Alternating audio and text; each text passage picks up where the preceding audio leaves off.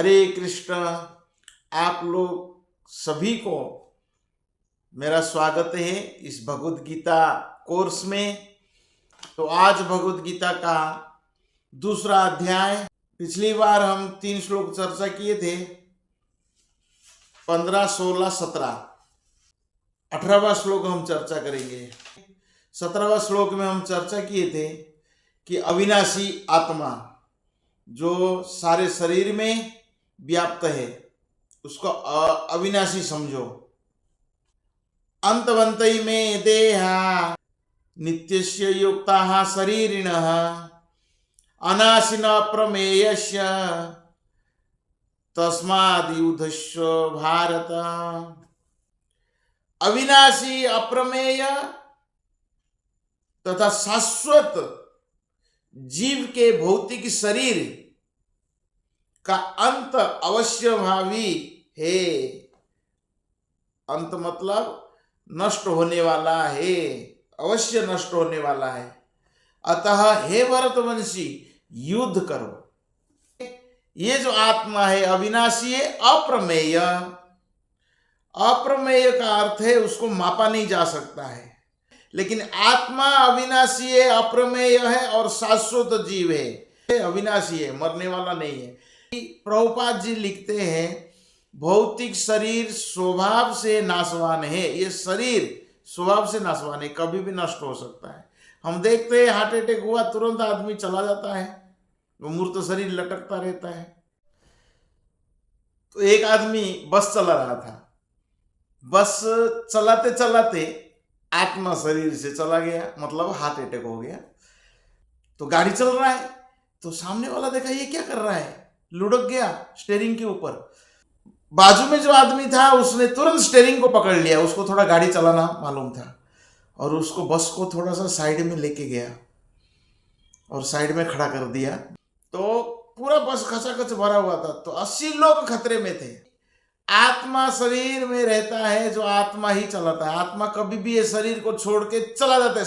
भौतिक शरीर स्वभाव से नाशवान है। जैसा आत्मा शरीर को छोड़ दिया तो शरीर गलने लगेगा, सड़ने लगेगा, बांस मरने लगेगा। यह तत्क्षण नष्ट हो सकता है, मतलब हार्ट अटैक कभी भी आ सकता है। नहीं तो कभी भी 100 साल के बाद, प्रभुपाद जी बताते हैं 100 साल के बाद भी तो शरीर नष्ट हो जाएगा ना, कहाँ जाएगा। कलयुग में व्यक्ति 100 साल तो जीता नहीं है, तो केवल समय की बात है। तो इसे अनंत काल तक बनाए रखने की कोई संभावना नहीं है। बड़े बड़े असुर लोग आए इस संसार में, अमर बनना चाहा। हिरण्यकशिपु तपस्या किया, वो चाहता था अमर बनना, मैं मरूंगा नहीं।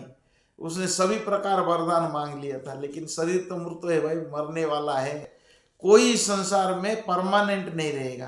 प्रभुपाद जी कहते थे कि जिस प्रकार कोई व्यक्ति मल को त्याग देता है, ऐसे ही आत्मा है शरीर को त्याग कर चला जाता है। कोई अगर धनी व्यक्ति है, आईसीयू में है, मरने वाला है, डॉक्टर को कहेगा मैंने करोड़ों रुपए देता हूं अभी का अभी, लेकिन पैसा से डॉक्टर उसको बचा कर नहीं रख सकता है। डॉक्टर साहब मुझे बचा लीजिए, मेरा धन है। तुम्हारा धन क्या काम करेगा, आत्मा तो चला जाएगा।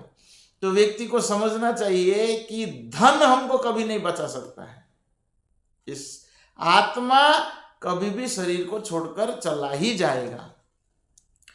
तो जिस प्रकार सूर्य का प्रकाश सारे ब्रह्मांड का पोषण करता है, उसी प्रकार आत्मा के प्रकाश से भौतिक देह का पोषण होता है। ये शरीर में आत्मा चेतना के रूप में स्थित है। हम कैसे पहचानेंगे? चेतना है, बोलता है आदमी, देखता है आदमी, तो पहचानना है आत्मा है।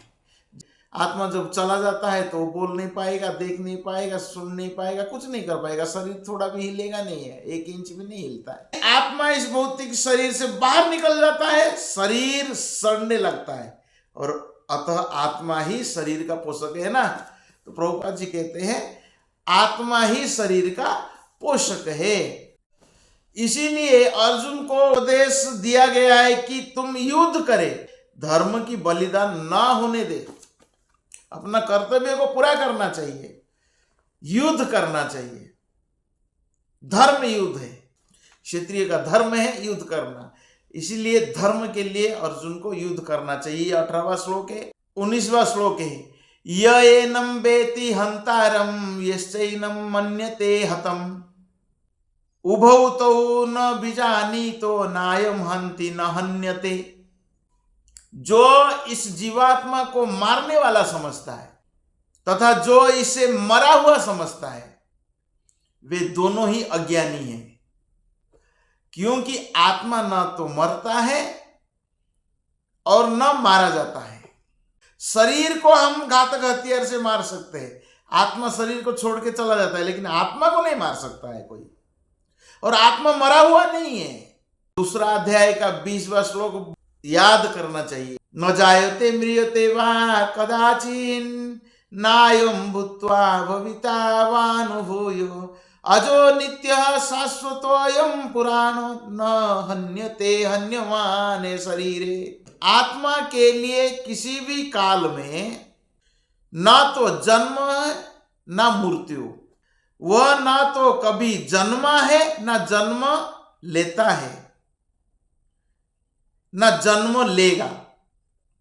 वह अजन्मा, नित्य, शाश्वत तथा पुरातन है, पुराना है। 4 चीज बताया गया है। आत्मा अजन्मा है, आत्मा नित्य है, आत्मा शाश्वत है, आत्मा पुरातन है। पुरातन का अर्थ है पुराना है। शरीर को मारा जाने पर वो मारा नहीं जाता। तो गुणात्मक दृष्टि से अणुआत्मा परमात्मा का अभिन्न अंश है। जो आत्मा में गुण है वो परमात्मा भगवान कृष्ण में गुण है। प्रभुपाद जी बताते हैं शरीर में 6 प्रकार के रूपांतर होता है, आत्मा का 6 प्रकार के परिवर्तन होता है।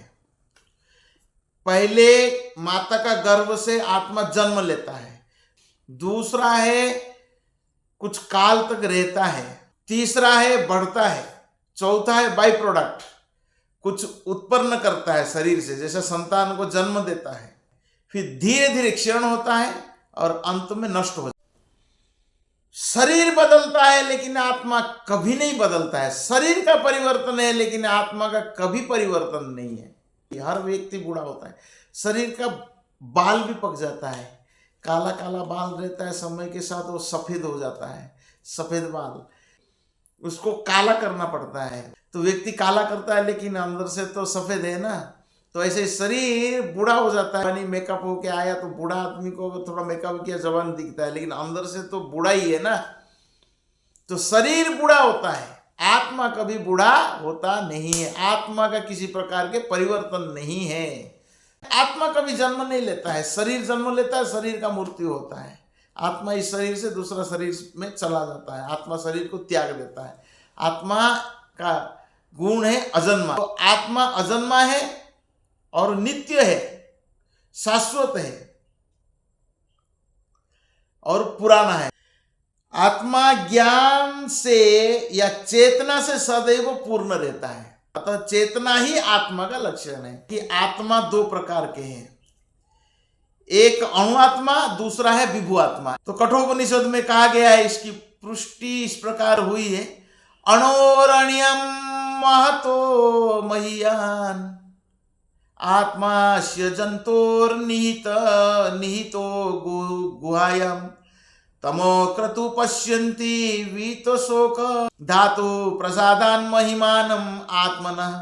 परमात्मा तथा अणुआत्मा दोनों शरीर रूपी उसी वृक्ष में जीव के हृदय में विद्यमान है। एक भोग करता है, दूसरा देखता रहता है। भगवान विभु आत्मा है, हम अणु आत्मा है, भगवान देखते रहते हैं। लेकिन भगवान 2 चीज से मुक्त, जीवात्मा इच्छा और शोक से बंधन है। जो इस 2 चीज से मुक्त हो सकता है, इच्छा और शोक से, वही व्यक्ति ही इस ज्ञान को समझ पाएगा। वो भगवत कृपा है, भगवान की कृपा होता है तो ही वो समझ पाएगा।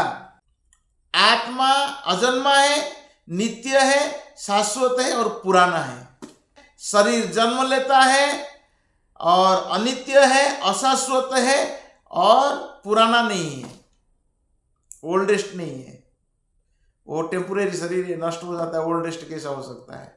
100 साल भी जीता नहीं, वो पुराना थोड़ी हो सकता है। लेकिन आत्मा पुराना है। हरे कृष्ण। आज 3 श्लोक हमने चर्चा किया।